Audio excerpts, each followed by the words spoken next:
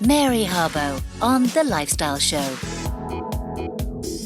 I'm joined on the line by Stuart Gillespie, and his latest book is called Food Fight, Why Our Food Industry is Failing Us and How to Fix It. I mean, it's such an enormous subject. It's almost impossible to know which point to start with. But let's introduce Stuart to everybody first of all and say hello, good afternoon.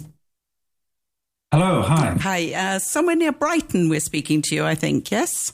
Yeah, in Lewes, in the East Sussex, just a few miles northeast of Brighton, yeah. Okay.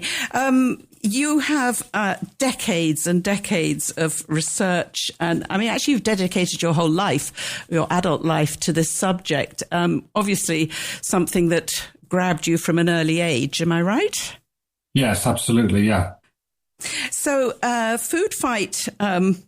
It's quite a frightening sort of concept, I think, and something that perhaps we don't examine as often as we should have done. But you say that, the food industry is failing us. I think statistics would back that up, even if we aren't experts in the subject. We just have to look around and see, the number of people who are ill with diseases that perhaps they weren't ill with before. Yes, yeah, absolutely. Yeah, and as you say, I've worked really since the mid-'80s, about 40 years in this field. I came in via kind of looking at nutrition and mainly undernutrition in young kids. And I did a lot of work overseas in India. I spent time in South America, worked with different United Nations agencies. And then I joined up late 90s, 99. I joined with the International Food Policy Research Institute, headquartered in Washington, D.C., which is a global kind of think tank, looking at food policy. And over time, just as the food system was changing over time, I got more and more interested in challenges with regard to the way the corporate sector or food industry was operating. And it became clear, and I think it's clear to most people, that it's not working well for our health, either our health as humans or the health of the planet. And a large part of that, I think, historically, is because we have the wrong food system for our time. We have a food system that was essentially built, really, after the Second World War to mass produce cheap calories to prevent famine. And then over time, and especially the last 30 or 40 years, it's kind of transitioned into a system that's become extremely financialized, in which the food is really seen as a commodity. So it's ripe for speculation and profiteering. It's not seen as a basic need, really. It's not really seen, certainly not really seen as a human right. And at each point in the food system, and this is part of the research I was digging into, I started to see clearly, and there's a lot of evidence, each point in the food system from production to consumption, there are just a handful of companies or large corporations, many of whom are bigger than countries, who control the food system. And they control it for one main reason, which is to maximize profit, not to nourish us, not to, or to particularly be, beneficial to the planet or our environment or to climate, but to make money. And they themselves are controlled in many ways by large hedge funds and investment firms upstream, like BlackRock or Vanguard or State Capital, who buy up large amounts of shares for pensions and demand, through that kind of power of those shares that they hold, demand a focus on maximizing profit. So, and the biggest problem we have, simply just to finish this little segment, is the fact that the most profitable foods or products are ultra-processed, high-fat, salt, sugar, full of various ingredients, additives, artificial. They've actually lost their matrix as foods. They're really fake foods in many cases. They're the most profitable for companies, and that's what we have. We have the wrong system for our time, certainly the wrong system for our health, and that's what I wanted to explore, kind of with the book, but also most importantly, towards the end of that, actually focus on how we could transform that system into one that will see us to the end of the century. yeah, so that's a long answer. Oh, no, but absolutely fascinating. I mean, we're looking at the Western sort of world, if we can, on this one, and the ultra processed situation. I mean, we all know that ultra processed foods are not good for us. They're not healthy for us. But it's the same thing. Is it the same situation then throughout the world, or is it Yes. the West particularly? Yeah, no, that's a good question. And there's been what's called a dietary transition that most countries go through at different points in their history. In America, it kind of went through it first. So you're going from a system which is basically about producing staple crops, corn, maize, rice, wheat, soy, etc., to one that's becoming much more varied, more diverse with micronutrient, high nutrient-rich foods, legumes, and then onto a kind of commercialized system. Every country goes through that path, that kind of trajectory. In Europe, we went through it quite quickly. So did the Americans. But it's happening all over the world. And what that means is ultra-processed foods are swamping. It's like a tidal wave. So we, the Americas were hit first, followed by Europe, followed by Southeast Asia, and Asia, increasingly India, where I worked on undernutrition. They have massive issues of overweight and obesity now. And more recently, Africa. So, it's become a global challenge, just as the companies or the corporations are global. So they just move around their market focus and their advertising and the commercialization wherever they want. They move it around also to reduce their tax liabilities. And that's the power they have. Actually, with these corporations, so I'm talking about, for example, Nestle, PepsiCo, Coca-Cola, Unilever, General Mills. There's a whole bunch, not many, actually, about 10 that we call big food. And they use that market and financial power to make a lot of money, but they also use it to actually influence politics and to influence policy.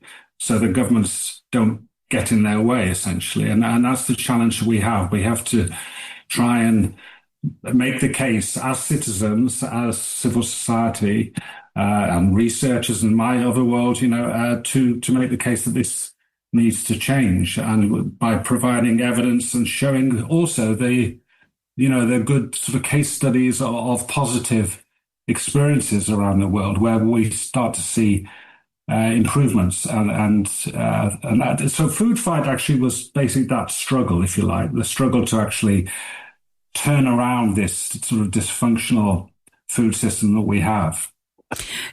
While you were gathering all this information, it seems that you were actually probably making a lot of enemies on the way.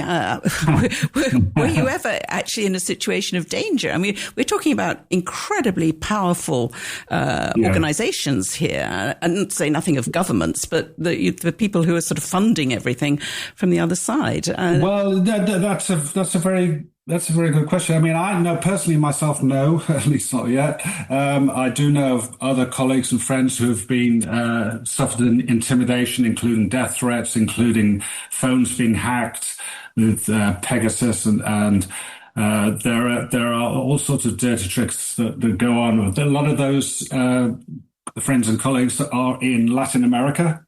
That's where they were hit much more rapidly. The transition happened within just one generation. With us, it happened over probably 2 or 3 generations. And they've had to fight to reclaim, their health. And they're up against huge, as I say, powerful companies and governments that have just sat back. And actually the governments, for example, in Mexico were pretty much bought up by Coca-Cola. Most of the Coca-Cola hierarchy moved into government in the early 2000s. And that led to Mexico having the highest rates or highest increases in the rates of obesity and diabetes of anywhere in the world. And it also, interestingly, led to Mexico having the first sugary drinks tax because of the fight back that happened and was led by a lot of people I know and working, as activists, but also as researchers in that country. So, yeah, and, it's a struggle, but I think the more that we see in a wider sort of public focus, a wider angle, if you like, the damage and the harms, and the more that becomes known, it moves in the right direction, and we see it as a major societal challenge, not just me working in food or nutrition, but or anyone else, but it's a societal challenge and a national. I think, for example, in the UK, I know you're in Spain, but in the UK, I do think it's a national level issue now, especially overweight and obesity and junk food. And there was a headline in The Guardian just a few months ago that the cost of our unhealthy diet in the UK is around £268 billion a year, which is way more than the NHS budget, for example. So, as that gets better understood and disseminated, and partly that's why I wanted to write this book, the fight gets more, we have more allies, if you like, and less dangerous for any one individual, I hope. So who are you actually aiming the book at? I mean, the people who should be reading it are probably the people who won't. Yeah, well, maybe not. I don't know. But the book's really aimed at a wider public. I've written 9 other books that they're more academic, more policy focused. This is for a wider public. I want to try and, I did a creative writing class for 3 years. I wanted to write in a more accessible way. And I wanted to tell stories. Some of those are my own personal stories. Some of them are stories of other kind of leaders. So I have a whole series of profiles, what I call food fighters, in the book, in little boxes of case studies of what they've done, wherever they've been at whatever point in history. And that goes right back to the founder of Save the Children Fund in the First World War, Eglantine Jebb, and her story, which is fascinating. So, yeah, it was meant to be an accessible read, really, something that certainly not, but I do have data, I think it's important to mix some hard data, but again, used and communicated accessibly, hopefully, with the stories of experiences. And looking at the sort of dark side, the results of this policy that we've all been living under and the ultra-processed foods, the situation of the rise in the number of cases of illnesses like cancer, autoimmune diseases, and children with so many behavioral issues now, and ADHD and autism, all of these figures. Everybody knows people who have these situations, whereas I think they used to be far less common, didn't they? Yeah, absolutely. And exactly. And a lot of that is most likely, well, we are gathering evidence to suggest that there's a strong association with ultra-processed products. I often don't call them foods because they lost their food status a while ago. They're products which are industrial formulations. And maybe we don't exactly know the mechanisms of harm generation, the mechanisms through which they may cause problems with ADHD. They certainly are associated with mental ill health, that we know a lot more about the associations in older people with regard to dementia risk. There's a whole range of chronic diseases, and it's not really surprising that they're associated with so many different types of disease, because the underlying sort of mediating factor is a form of inflammation that happens in the body due to the body trying to break down what are essentially industrial products on an almost an hour-to-hour basis throughout the day, or a day-to-day basis. And that generates inflammation, which we know is a precursor to a lot of chronic disease. And that happens, that accumulates over time. As you get older, you have more of a cumulative risk of these kind of diseases, but it's even being seen with children and adolescents. And we know in the UK, there are the proportion of calories in an adolescent diet from ultra-processed food is around 60 to 70%, which is second only to the US in the world in terms of large populations. So that's the size of the challenge. And it's quite extraordinary historically to think that we're now in 2025 and this hasn't really been proactively, comprehensively addressed in the West, if you like. It's remarkable, isn't it? Because it seems as if sometimes the government is trying to just sort of treat the symptoms, as it were, rather than going to the root cause. I mean, I was horrified, and I know we're going to talk about this later on the programme as well, about the headlines saying that, now they're going to be offering fat jabs from the pharmacy. So you don't have to go see the doctor to get, one of these sort of Ozempic or Mounjaro, whatever they're called, these jabs. You can get them from the pharmacy, which, isn't actually dealing with the cause of the problem in the first place. Because you say, and I think it's horribly clear, that you've got this huge obesity problem, no pun intended, and also these people are often undernourished. Yes, so you can be overweight or obese and undernourished at the same time, and that's because the foods that you're consuming are so dense in energy and they're so low in protein and vitamins and minerals that your body is trying to get those key sort of ingredients by continuing to eat. And what you end up you're moving it to excess with regard to calories. And that's where the problem lies. They're not proper foods with a proper balance of nutrients. That's a big part of the problem. I mean, the jabs, the GLP-1 agonist jabs like Mounjaro or Ozempic or Wegovy, they're really important for those who need them. Like any disease, we have treatment and we have prevention. But what we do need to have is a much, much stronger proactive focus on large-scale prevention. And that has to be led by the government. And the problem we have in this country and others is that the government still has this kind of weird fear of being a nanny state. And the nanny state argument is an absolute nonsense. The idea that governments don't get in the way of people's freedom, it's ridiculous, because the real freedom we should be protecting is the freedom to access and afford a healthy diet. And there are multiple examples of government intervention, seat belts, airbags in cars, bans on smoking for kids. I'm reading out a list, aerosols, lead in petrol, asbestos in water, where government has intervened to protect public health at a large scale. And that's what it needs to do with our food environments. So is that the solution? I mean, I can't imagine that it's not as straightforward as that, and it's not as easy. But I mean, as just normal consumers, can we be encouraged to turn our back on these ultra processed things if they've got more than 3 ingredients in them, whatever they are? Maybe we should not be eating them. Well, the sort of definition tends to be around more than 5 or more ingredients you wouldn't be able to find in the kitchen is one way of looking at it. Usually wrapped in plastic. So, as I say, governments have to step up. I say there are 4 ins. There's institutions where governments need to procure healthy foods for hospitals, for clinics, for schools also, school feeding. That's the first in. The second is incentives, where government have the power to tax harmful products, but also to use the tax dividend to subsidize healthy food purchases for poorer families. The third in is information, and that's labeling, advertising, commercial promotion, setting the guardrails on that, preventing kids from being swamped with junk food ads in digital media and on TVs, etc.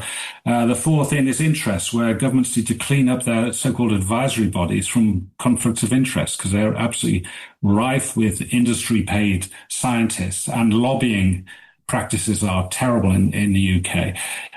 So governments can do all those things, and they should be doing all those things. Citizens have the power to, ask questions of their MP, to not buy some of these products if they can afford not to buy some of these products, and to join up community groups. We have the power. The media have a big role to play in terms of telling, stories of real world examples of, families and people or groups struggling to improve the food system, or dealing with the consequences of such a poisoned, toxic food system that we have.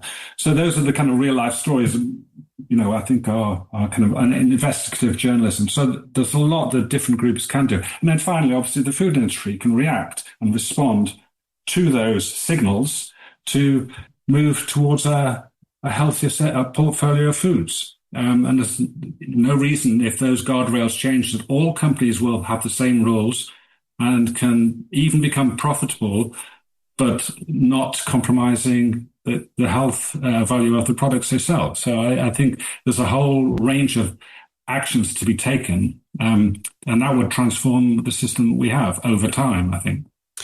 Well, I want to thank you very much, Stuart Gillespie, for having condensed so articulate, such an easy to understand manner, such an enormous subject, because, this is, I realize we've just really scratched the surface. But if people would like to know more, your book is coming out on May the 13th. Is that right? I think so, yes? No, it's actually already out. May the 13th is in Canada. The UK and the online edition is available now. Okay. As by Canongate, so Food Fight, my name could be Googled, you can find it, and also through our website as well. There we have a bookshop there, so that'll be there too, so people can click on it. And it's called Food Fight, and it's by Stuart Gillespie, who's been talking to us today. Stuart, thank you so much for your time. Really appreciate it. Fascinating. Thank you, Mary. Bit frightening. Thanks a lot. But fascinating. Thank you. Bye-bye. Thank you. Bye-bye. Bye.